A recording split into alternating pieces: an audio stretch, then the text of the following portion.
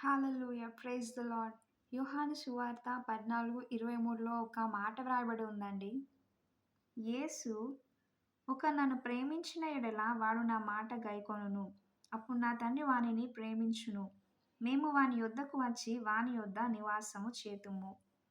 ఇక్కడ యేసు ప్రభువారు అంటున్నారండి, తననెవరైతే ప్రేమించి తన మాటలు ఎవరైతే గైకొంటారో వాళ్ళని విజిట్ చేస్తాను అని అనటం లేదు కానీ, తండ్రి అయిన దేవుడు యేసు ప్రభువారు వాని యొద్ద నివాసము చేతుము అని అంటున్నారండి.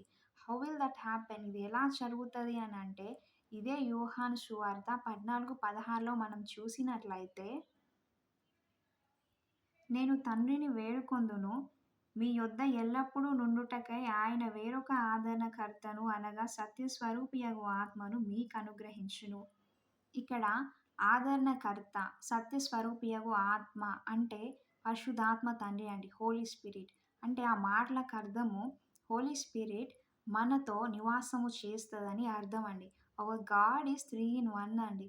అందువలననే మేము వాని యొద్దకు వచ్చి వాని యొద్ద నివాసము చేతుము అని అక్కడ ఉందండి. ఆమేన్.